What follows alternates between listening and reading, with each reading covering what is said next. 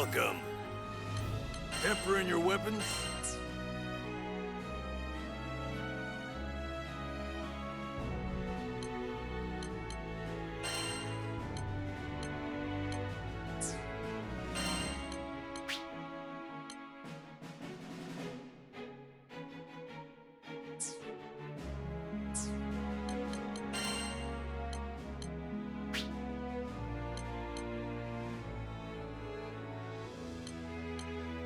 Always strive to be unlocked.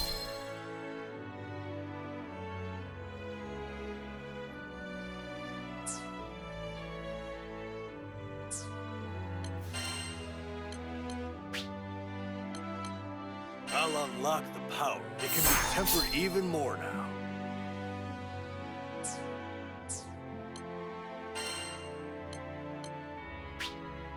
Let me show you. Perfect.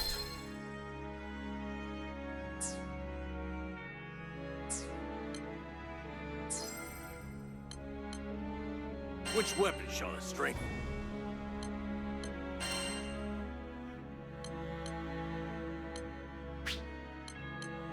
Leave it to me.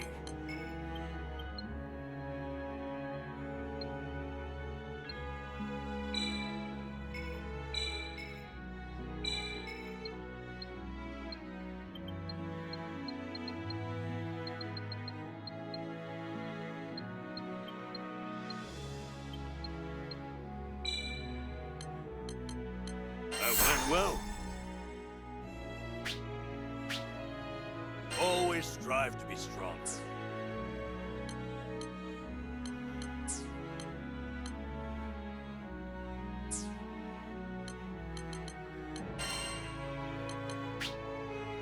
Leave it to me.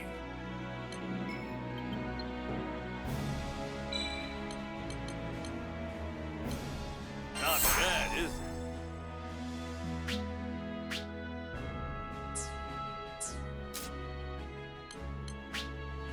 Leave it to me.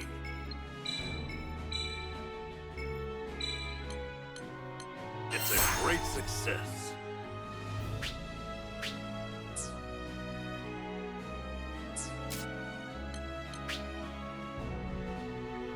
Leave it to me.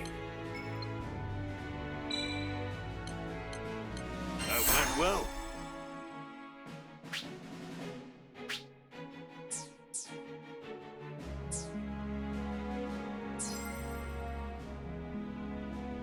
Come again.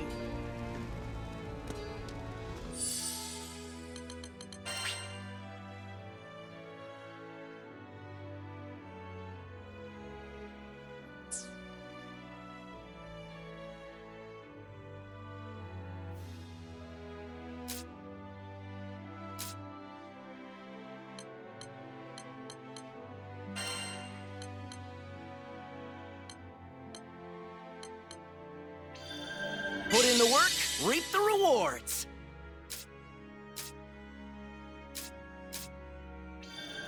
My hypothesis was correct. Naturally. Sharper. Not bad. Gotta maintain your firearm.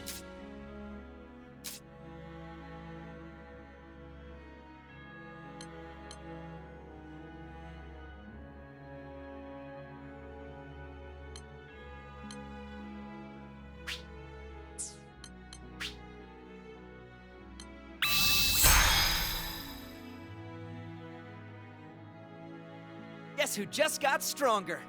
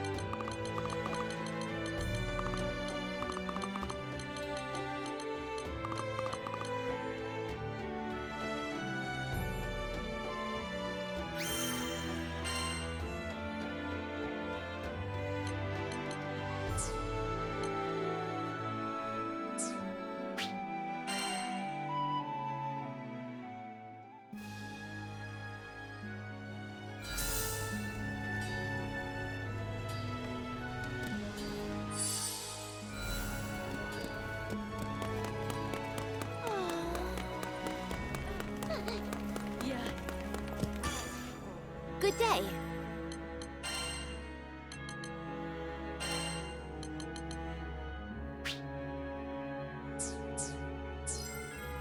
Well then, so long.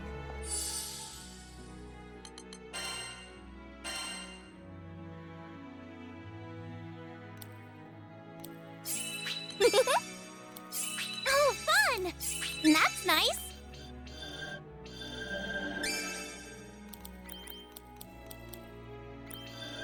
Great! Hello, right! Great!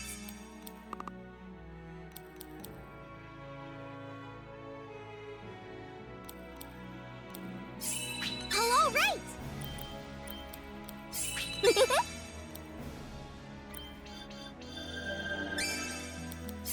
Oh, fun! That's nice.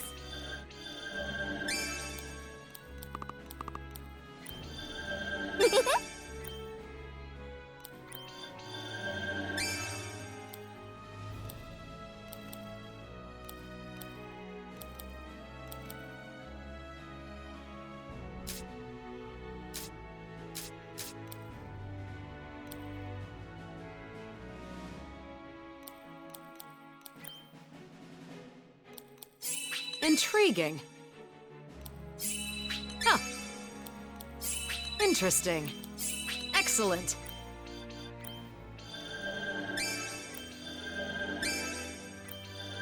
Great. Interesting. Great.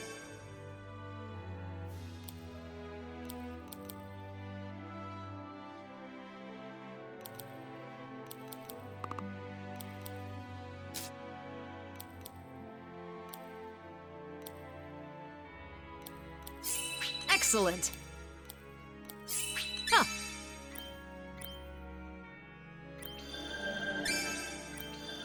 Intriguing.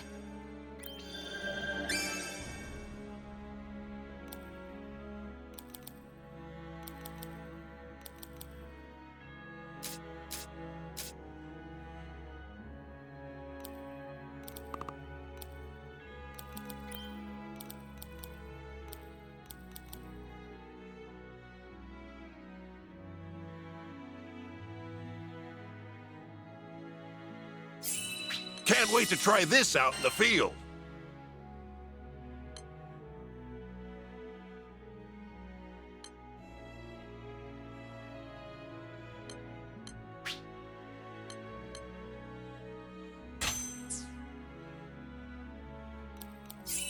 Love it.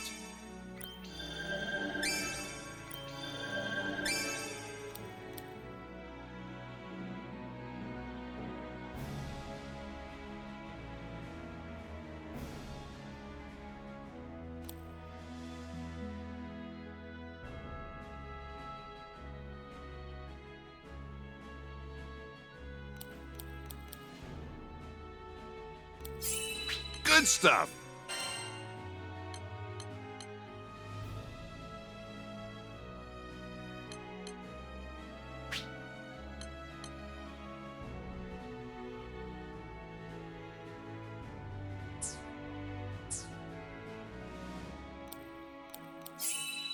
Lovely.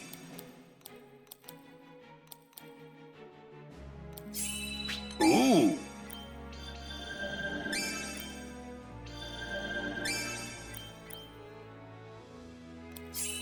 Yes.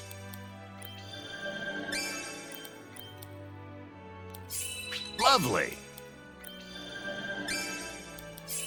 Love it.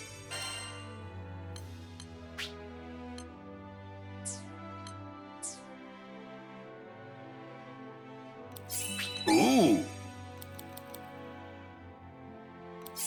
Yes. Good stuff. Yes.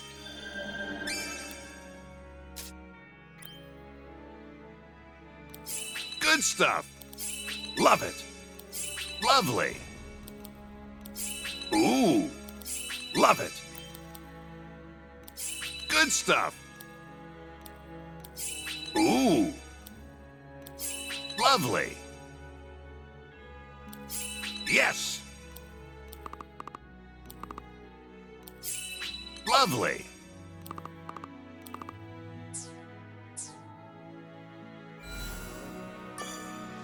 Need something?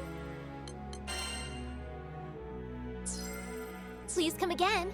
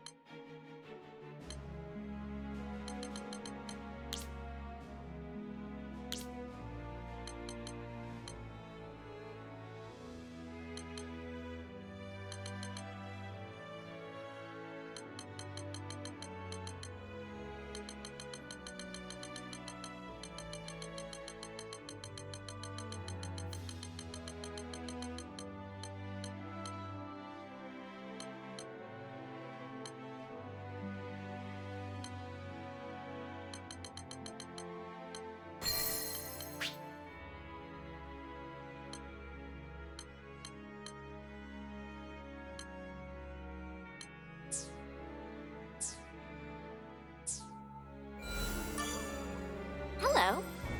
Which will it be?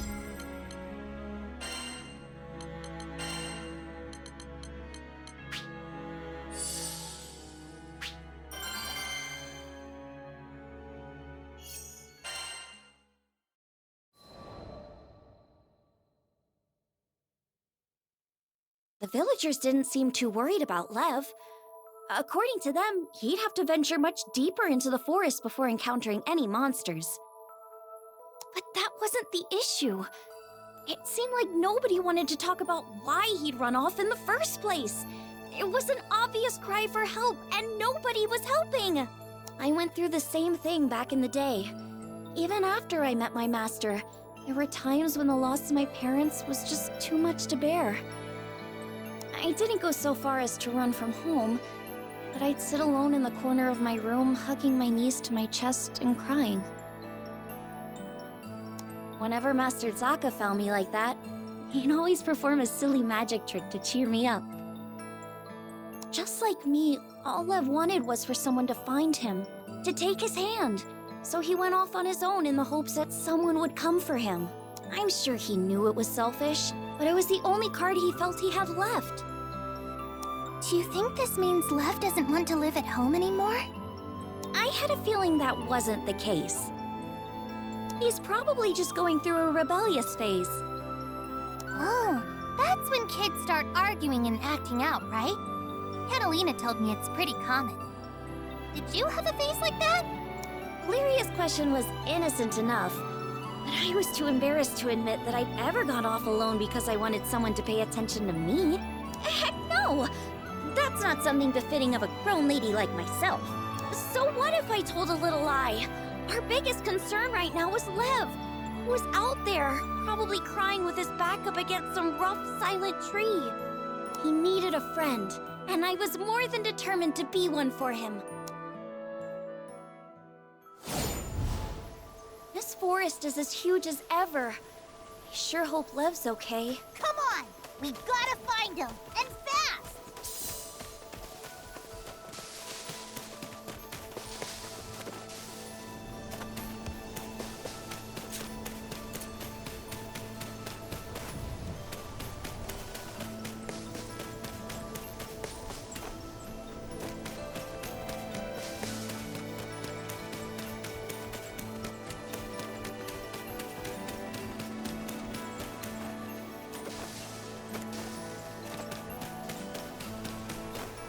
It'll be bad news if he wanders too far in. We gotta track him down. Wait, we're still on the edge of the forest, right? What are goblins doing here? Where are you looking? Watch your step. Disruption! Flashing back!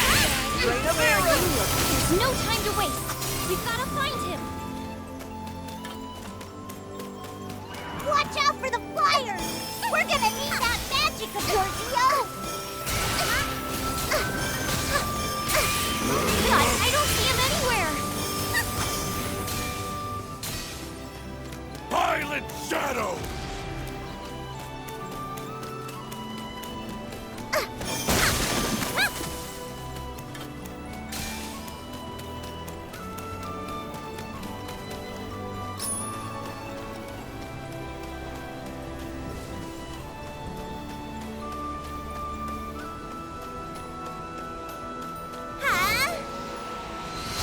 Take that!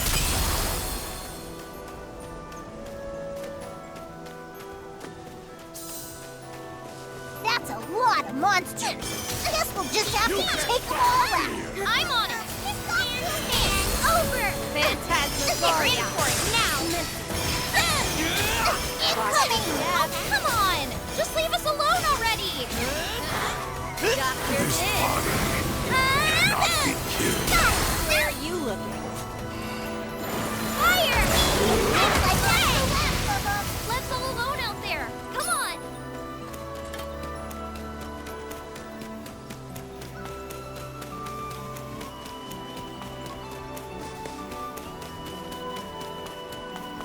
Look, there he is!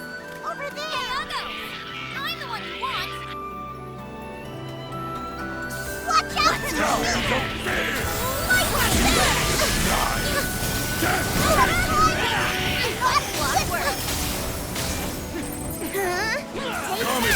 Looking good. Straight up arrow! One more! Let's roll.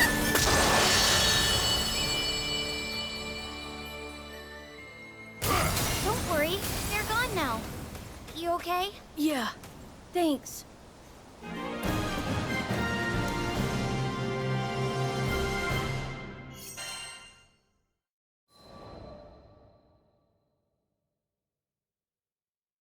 We were lucky we found Lev when we did, or he would have been Monster Chow.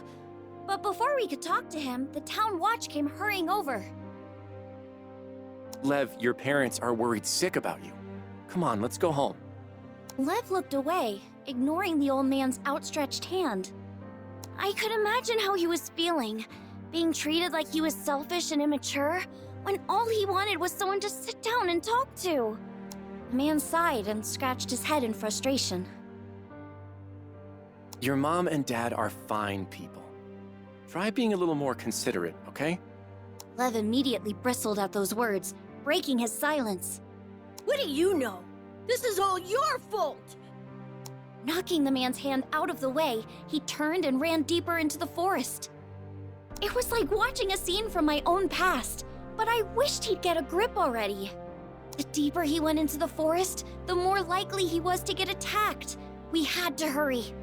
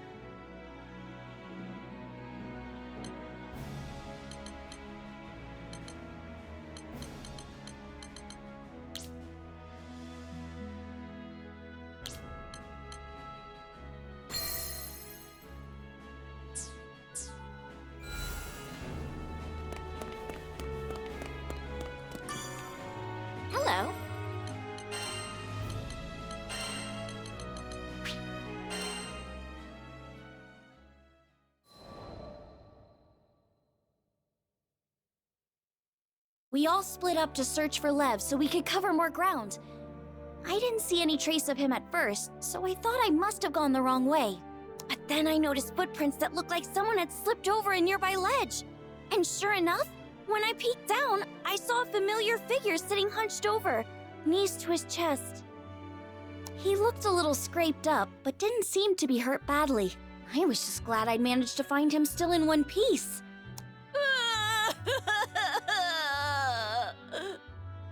When I told him I was a Skyfarer, he immediately burst into tears of relief. I could tell he was upset with the villagers about something, and that's why he couldn't be honest with them. But as an outsider, I thought I might have a chance. Watch closely. I'm gonna cast some special magic. It was time for one of my master's patented magic tricks. I showed Lev my empty palm before covering it with a handkerchief. I flung the cloth away, and voila! There was a piece of candy in my hand. Wow, candy! Here, you can have it. After devouring the candy, he finally calmed down.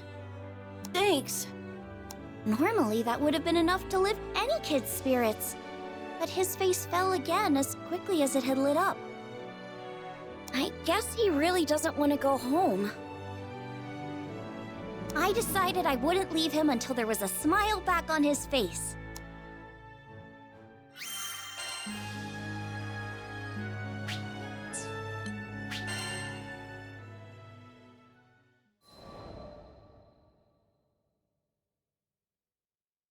While we were still deep in the woods, I decided to ask Lev up front.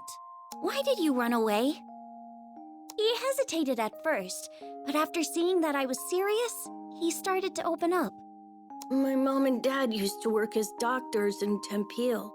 Back then, all had been well with their family. But when Furikin went berserk, they lost their home and ended up moving to Folka. And that was when things started to fall apart.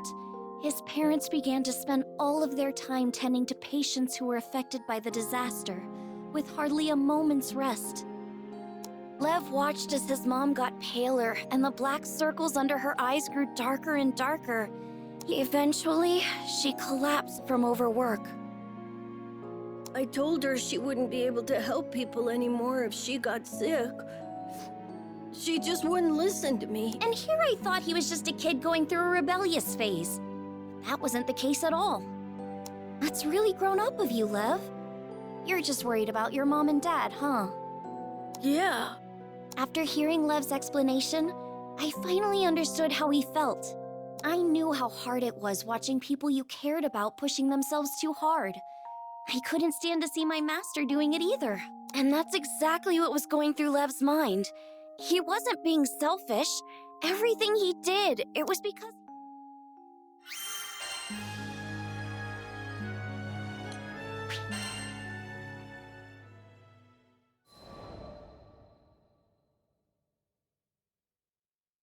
If it were me in his shoes, I'm sure I'd be worried sick about my parents too.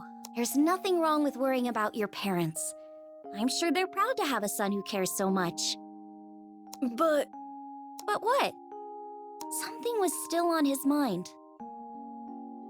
I always wanted to be a great doctor, just like my mom and dad. But after my mom collapsed, I started thinking maybe everybody else was just using them. Along the way, he'd stopped being able to trust the people of Folka, and he thought feeling that way meant he could never follow in his parents' footsteps. Lev stared at the ground as he spoke, finally confiding his troubles to me. After hearing his story, I began to open up about my own parents. He listened to my words in silence. My parents had also strained themselves too hard after getting sick, and eventually passed away. So Lev's circumstances were all too familiar. Just like him, I felt nothing but bitterness and despair. There was one I've got to admit, I envy you a little. After all, your mom and dad are still alive and well. While we were standing there talking, Lev's parents and the villagers were probably beside themselves with worry, braving the dangers of the forest to search for him. When I told him that, Lev finally seemed to grasp the situation. I really messed up, didn't I? I'm sorry. Are you sure I'm the person you should be saying that to? I stood up and smiled at Lev. He and his family all seemed like really good people. The only thing they needed to patch their home back together was a long heart-to-heart.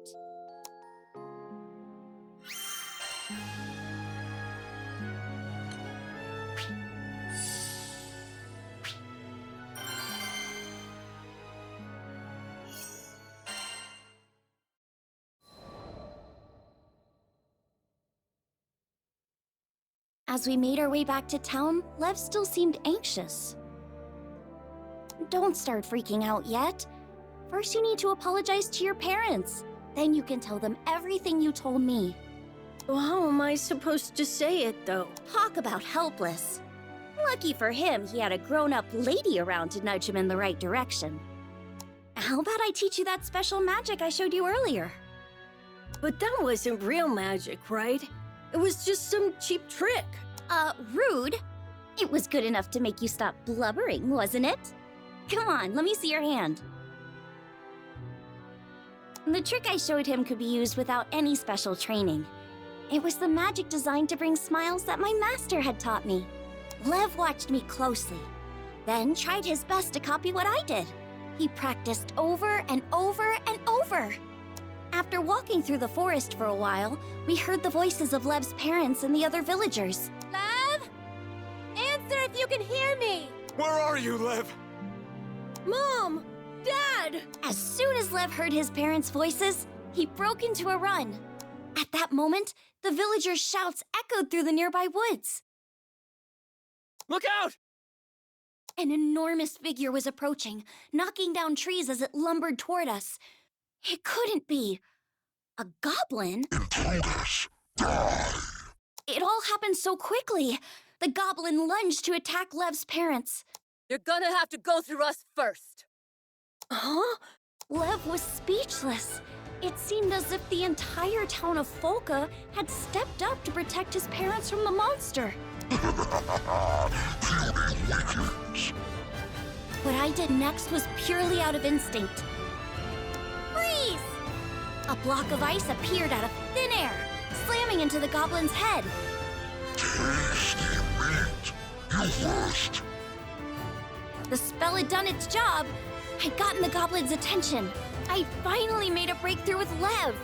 I wasn't gonna let monster breath over here ruin their happy reunion. Bring it on! I've got a spell with your name on it. I wish there was something we could do to help her. I'll try mixing up a potion. That should do the trick.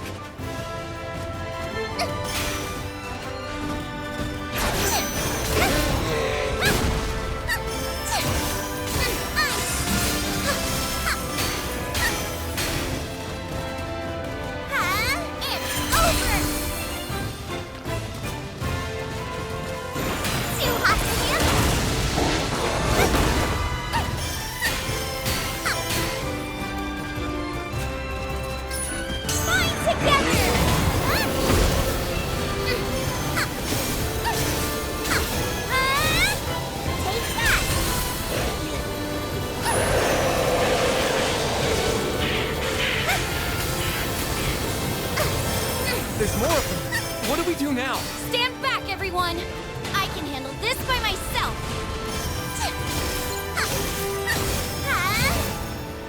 One more!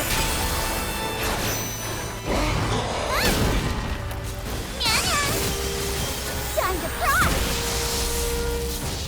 I'll burn you up! It's over!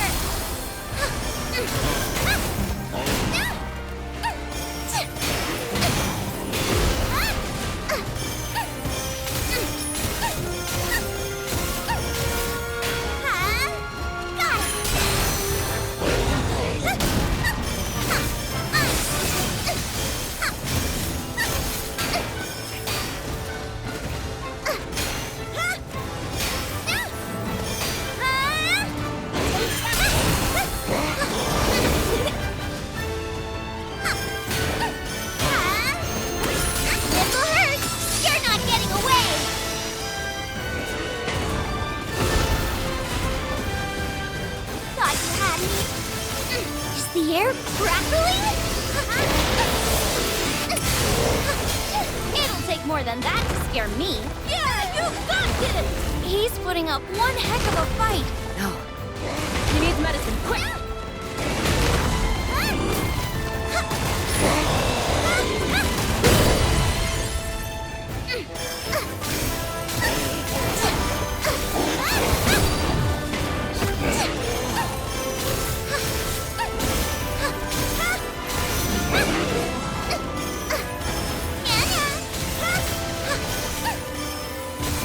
Too hot to handle.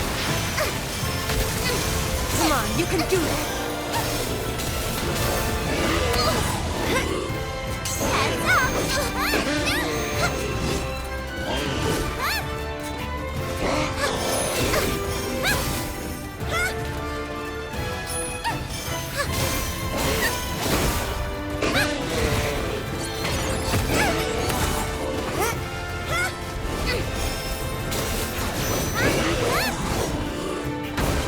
Bind together!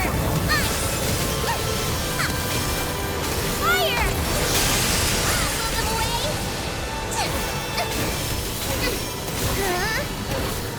This guy's nothing special. Just gotta keep it up. I think she might actually do this. Cereal! I whipped up a potion for you! Thanks! You're a lifesaver. Elemental dust!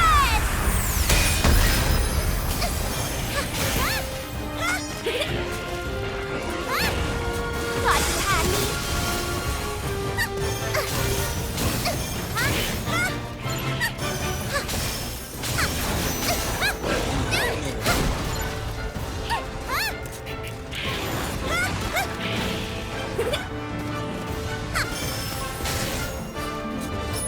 Ready for pain?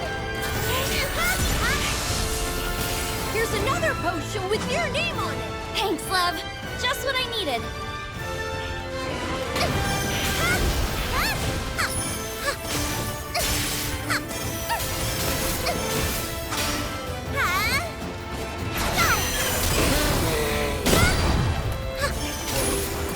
Burn you up!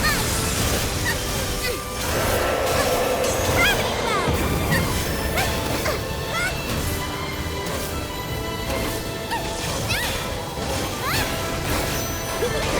There's more where that came from!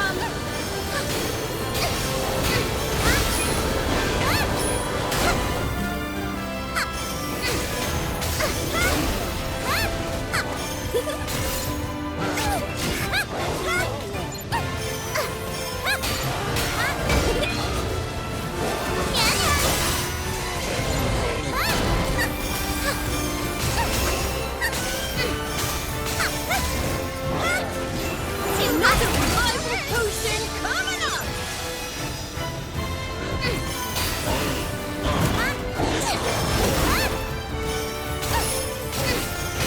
Is the air crackling?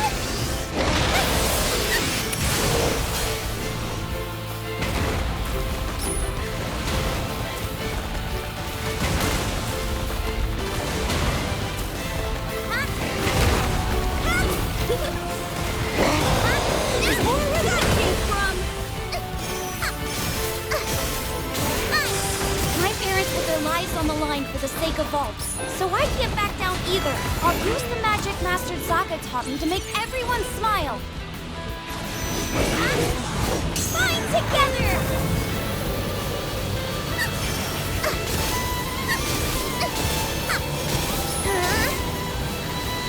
One more! Another revival potion coming up!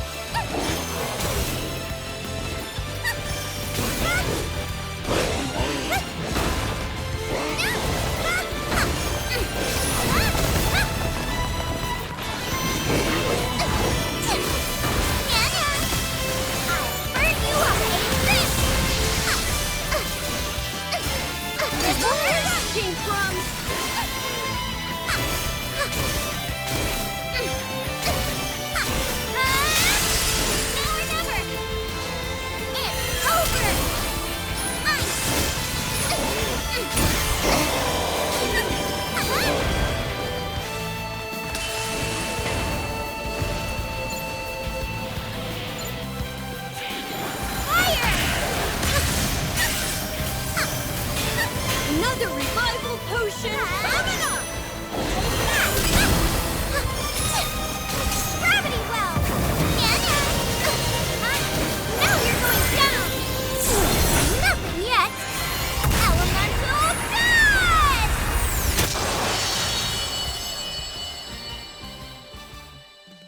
I don't believe it.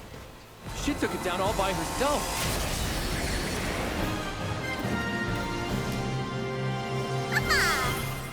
Told you we could handle it.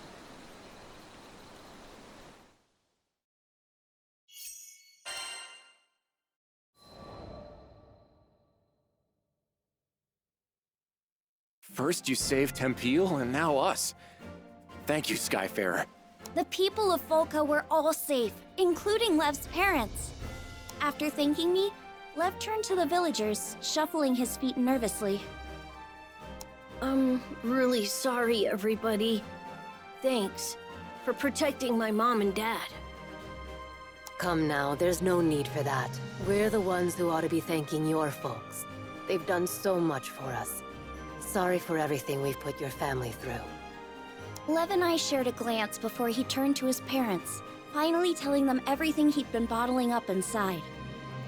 His parents and the people of Volca listened intently, nodding every so often at his words. You only ever had everyone's best intentions at heart, didn't you? We're so sorry for making you worry. I chalked it all up to selfishness and immaturity, but I should have heard you out. I hope you can forgive your old man. I was just glad everything had turned out all right in the end. Ew! We're here to help! Sorry, we were clear on the other side of the woods. What happened to that giant monster? What the heck? You're the one who said heroes always arrive just in the nick of time. But what kind of hero arrives after the fight's already over? What does that matter right now? Here, let me take a look at you. You're not hurt or anything, are you? You have no idea how much I wanted to tease Rackham for losing his cool. But I...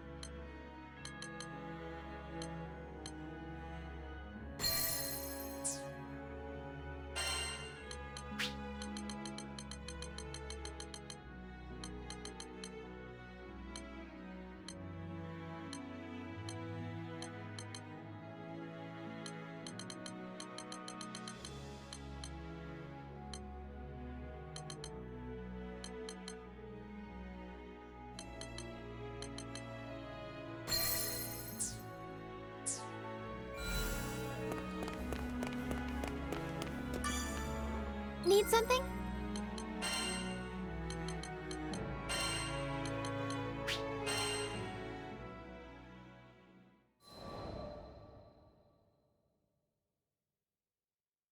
During our stay in Seed Hollow, a certain request made its way into our hands.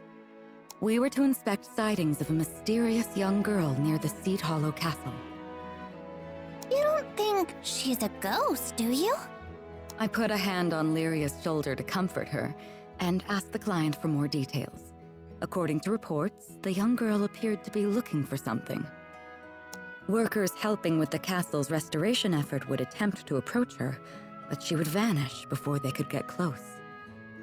Each sighting would spook another handful of builders, until there weren't enough hands to complete repairs. By all accounts, it seemed to be a ghost. Of course, I couldn't admit that to Lyria. It was not uncommon for spirits to take refuge in ancient ruins or castles, and play tricks on any unfortunate souls passing by. They were almost never malicious, even friendly sometimes. However, we couldn't take our chances. I just wished we had more information to work with. There was something familiar about this story. I just couldn't quite put my finger on it.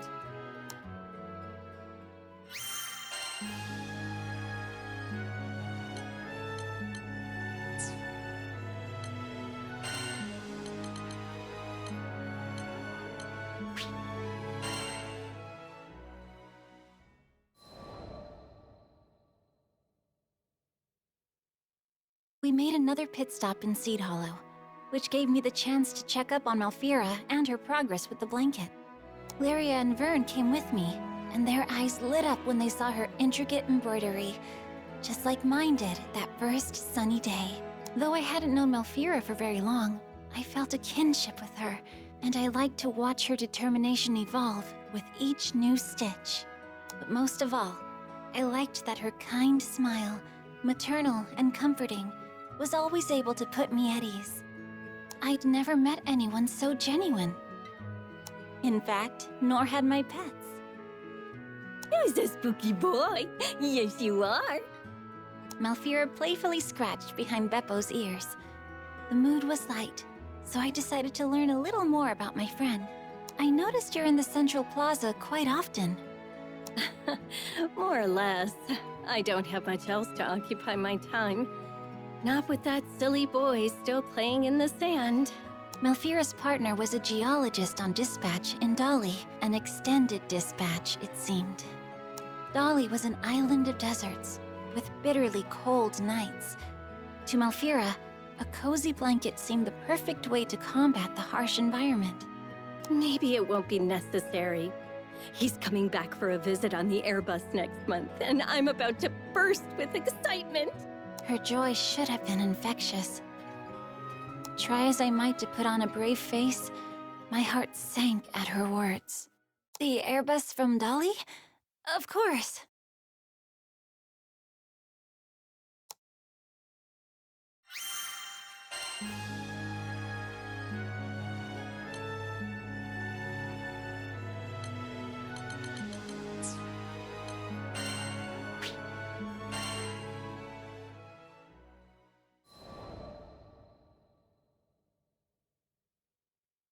The roar of fire, a cry of pain. Before me, the hewn carcass of a monster, yet smoking. I smothered the pity arising in my heart, for I knew that to let the beast live was to let others die. I long for days when I need not draw my blade. They say the skies are endless. Yet I have not seen any part of it unclouded by monsters or raging primals, where the drums of war did not roll like thunder. Nor have I, though I joined the crew to found the Halcyon country of my dreams. Our journeys have taught me to fear my quest is only that. For we live in a time when all things are driven by violence.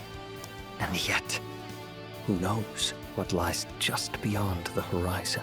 The captain said we would sail for a new skydom tomorrow.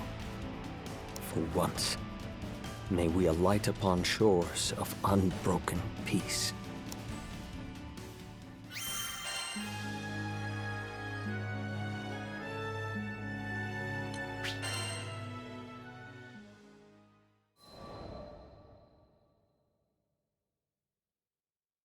The House of Wales had 3 sons, bound as much by love as they were by blood.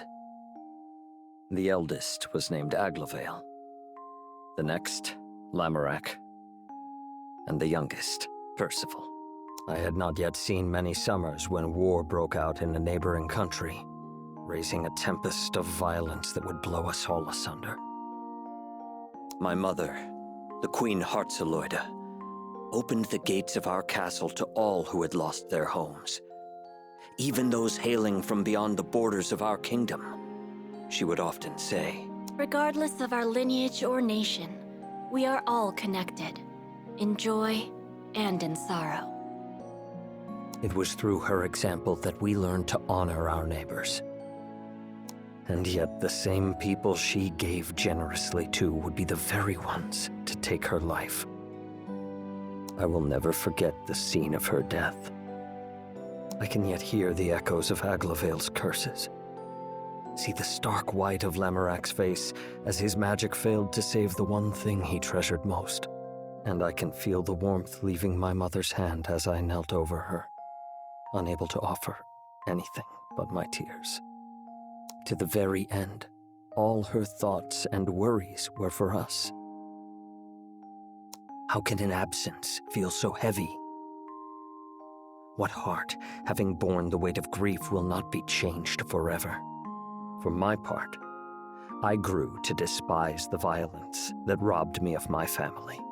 I swore I would raise a new kingdom, above the tides of blood, where the gentle gardener and the honest plowman may live out their days in peace.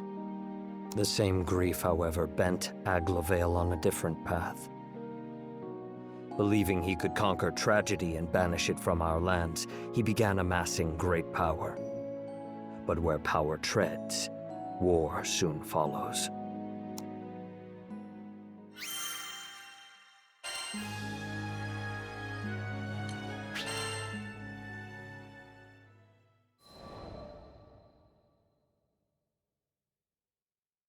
It is custom for the sons of our house to serve as knights in foreign countries, thereby learning the ways of the world.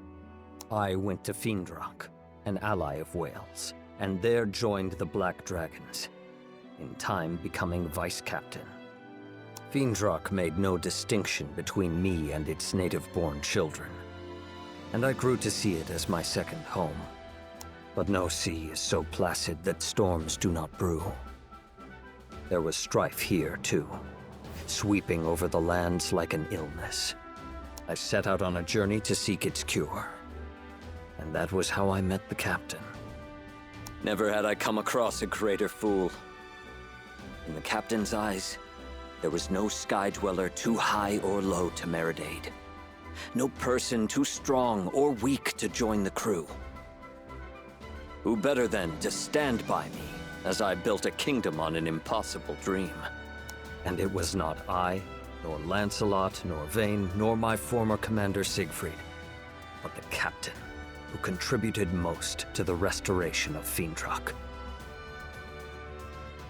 Once the dust settled, we found traces of a foreign power that had first sown the seeds of unrest. We tracked this power back to Wales and its throne room, where my brother Aglavale sat. Still mourning for our mother, he was waging a war on war, murdering tragedy and washing away tears with blood. But one cannot fight fire with fire, for what beauty will bloom from the ashes? Once again, I borrowed the aid of the captain to stop my brother's rampage and help him see reason. Though Aglavale's deeds were wrong, they came from a desire to do good. 'Tis a simple matter to speak words of censure. The wise guide others not through saying, but through doing. Thus I shall build my country and show my brother it is not the flames of war, but the gentle hearth fire that will guide us to peace. Each day brings me nearer to my aim. Fortune has granted me a handful of stout-hearted vassals, the captain foremost among them. Though I am not possessed of any land, our ship is bound for the end of the skies. Surely we will sail over some quiet green fields where I may lay the cornerstone of my kingdom. My greatest care is the safety of the crew. The path of the Grand Cipher is beset by many perils, and I will not have a single vassal taken from me. So I have resolved to travel alongside and defend my captain, until the day I may sheath my sword forevermore.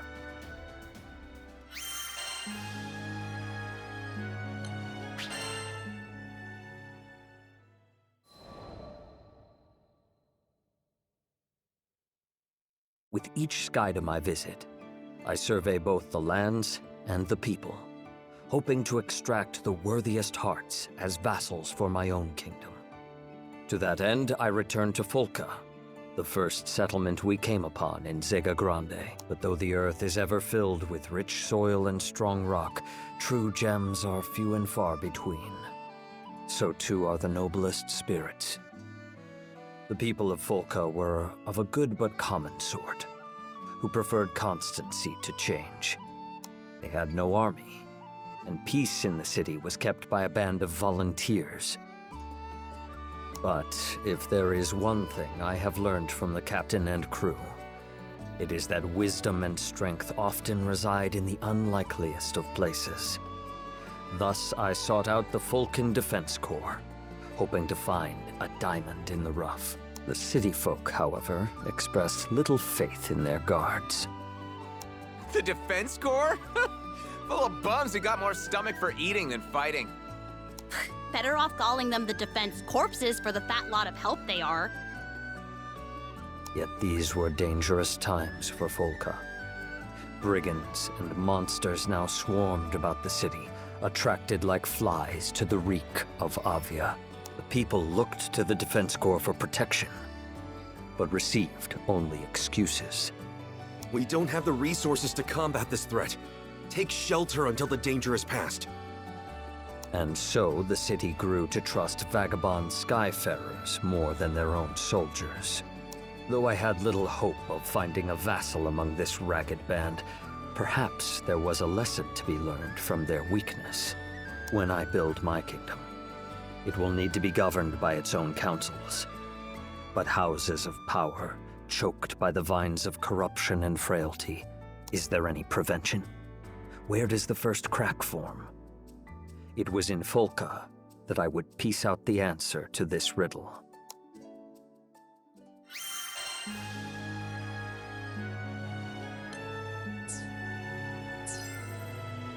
Well then, so long.